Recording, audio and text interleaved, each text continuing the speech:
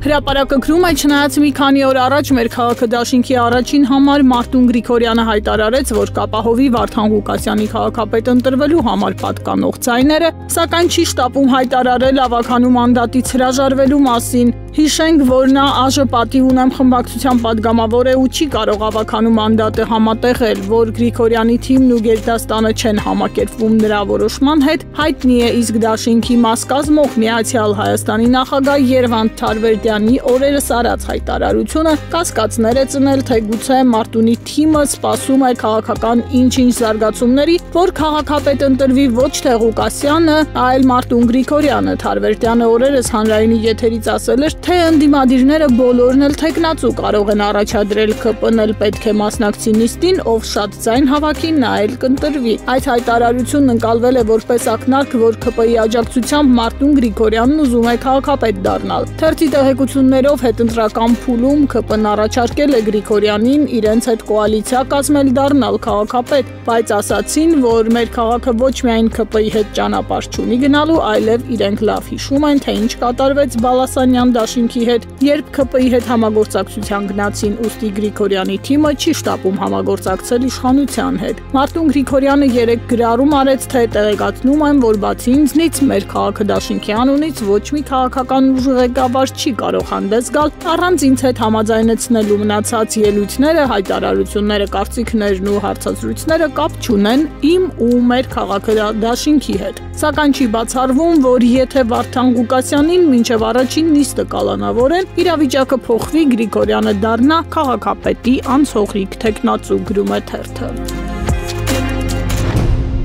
Ժողովուրդը տեղեկացել է, որ լրագրողներին իրենց գործունեության համար հատկացված օթյակից բռնությամբ դուրս հանելու գործով 5 լրագրող տուժող է ճանաչվել։ Այս վարույթի հիմքը իրազեկ քաղաքացիների միավորում ՀԿ համակարգող Դանիել Իոաննիսյանի դիմումն է, թերթը հիշեցնում է, հունիսի 12-ին, երբ Բաղրամյան Դեմիրճյան փողոցների խաչմերուկում անթույլատրելի տեսակի նռնակներ էին պայթեցնում ոստիկանները, ԱԺ-ում կառավարության հարց ու պատասխանի ժամանակ լրագրողներին բռնությամբ դուրս հանեցին օթյակից, որ նրանք ԱԺ նիստը չլուսաբանեն։ Քննչական կոմիտեում քրեական օրենսգրքի 237-րդ հոդվածի 2-րդ մասի հատկանիշներով վարույթ է նախաձեռնվել, օրերս սկսել են Արաբկիրի բաժին հրավիրել օթյակում գտնվող եւ տուժած լրագրողներին։ Փետրվարի 24-ին կոմիտեն հրավիրել 24 News-ի լրագրող Հերմինե Միքայելյանին, Ժողովուրդ օրաթերթի խմբագիր Քնար Մանուկյանին, 5-րդ ալիքի լրագրող Կարինե Մանգասարյանին, News AM-ի լրագրող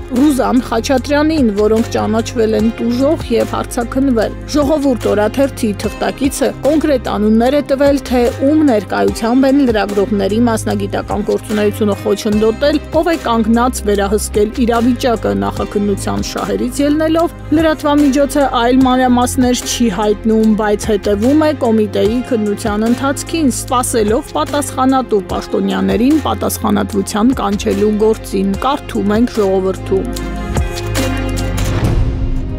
Հրապարակն էլ գրում է, կրթվելը նորաձև է Արշավի շրջանակում, Աննա Հակոբյանն ապրիլի 12-ին լինելու է Սյունիքում Մեղրիում, իբրև բանախոսի նա հրավիրել է ամուսնուն, ինչը խոսում է այն մասին, որ Փաշինյանը նախընտրական քարոզարշավ է իրականացնում, շոշափում է մարդկանց տրամադրությունները։ Այցից 4 օր առաջ Մեղրիում նախապատրաստական աշխատանքներ են, անվտանգությունն արդեն դեսանտ է իջեցրել Մեղրիի համայնքապետ Խաչատուր Անդրեասյանին, թերթը հարցրել է, թե ինքն էլ է մասնակցելու կրթարշավ Անդրեասյանը Սամվել Բաբայանի կուսակցությունով է առաջադրվել ու պարզվում է արդեն ՔՊԱ-ական է դարձել։ Զրույցի սկզբում նա չէր խոստովանում, որ Փաշինյանն ու կինը Մեղրի են այցելելու, երբ թերթն ասել է, որ արդեն հայտարարվել է, ասել է, որ հանդիպումը լինելու է մարզամշակութային կենտրոնում։ Ինձ չեն ասել, բայց եթե լինի, անպայման կմասնակցեմ, թերթին ասել է նա։ Դուք էլ եք նոր հայտնաբերել, որ կրթվելը նորաձև է, հարցրել է թղթակիցը։ Ավելորդ հարցեր է տալիս քեզ հետաքրքիր էր, 2 հարց տվիր, էլ մի շարունակիր, ստացել է պատասխան։ Կրթությունը կարևորող մարդը բա այդ տոնով կխոսի,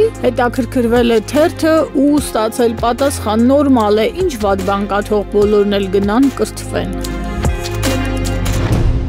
Ժողովուրդն էլ գրում է Snoop Dogg-ի ձախողված համերգային ծրագիրը, որն այդպես էլ չի կայանա, դարձել է պատուհաս ԿԳՄՍ-ի ու կառավարության համար։ Ամերիկացի հայտնի рэփերի հայաստանյան մենահամերգը պետք է կայանար 23 թվականի սեպտեմբերի 23-ին, բայց հետաձգվեց։ Բազմաթիվ հայ երկրպագուներ սպասում էին այդ իրադարձությանը, շատերը հասցրել էին գնել տոմսերը, բայց 23 թվականի սեպտեմբերի 23-ից հետո Doping Space ընկերությունը այդպես էլ չհայտնեց, թե երբ տեղի կունենա համերգը։ Կառավարության որոշմամբ բյուջեից միջոցներ էին հատկացվել մշակութային միջոցառումների իրականացման ծրագրի շրջանակում։ Հաշվառվել էր 2 միլիարդ 318 միլիոն դրամ, ինչն էլ հավասար է 6 միլիոն դոլարի։ Այդ գումարը նույն տարվա օգոստոսի 25-ին ամբողջությամբ վճարվել էր։ Վճարումից 1 տարի անց հայտնի դարձավ, որ рэփերը չի գա Հայաստան։ Թերթը պարզել է, որ պետությունը ոչ մի կերպ չի կարողանում վերադարձնել վատնված գումարը։ Рэփերը ասես գումարներով հանդերձ անհետացել է։